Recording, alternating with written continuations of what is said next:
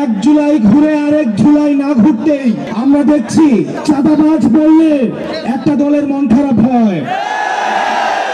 আমরা যখন আগে ভোট চোর বলতাম তখন একটা দল মাইন্ড করতো, এখন যখন আমরা চাঁদাবাজ বলি, টেন্ডারবাজ বলি, একটা দলের গায়ে লাগে।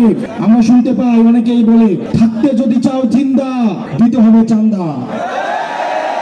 আমাদের ফ্যাসিবাদ বিরোধী রাজনীতিবিদের প্রত্যেকজনকে আমি আহ্বান জানাবো, আপনারা দীর্ঘদিন জনগণ বিবর্জিত ছিলেন, আপনারা জনগণকে চিনেন না এখনো। গত 1.5 দশকে জনগণের মনস্তত্ত্ব পরিবর্তন হয়েছে। তারা আর কোনো গোলামি চায় না, তারা গণতন্ত্রের মানুষ কন্যা দেখেছে, তারা আর গণতন্ত্রের মানুষপত্র দেখতে চায় না।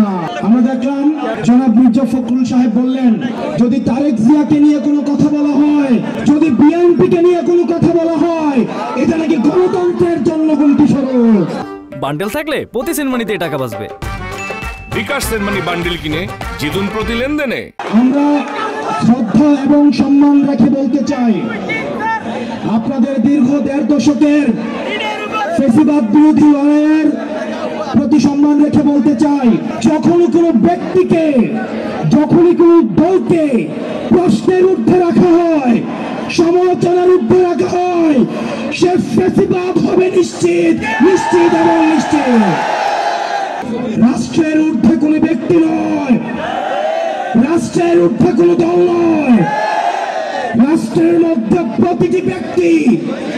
মনে রাখতে হবে, আপনার কাছে যে রাজনৈতিক দলগুলো আসে, তারা আপনার সেবক হওয়ার জন্য আসে, তারা আপনার মালিক হওয়ার জন্য আসে না। যারা আপনার সেবা করবে তার জবাবদিহিতা নিশ্চিত করার অধিকার বাংলাদেশের প্রত্যেকটি জনগণের রয়েছে।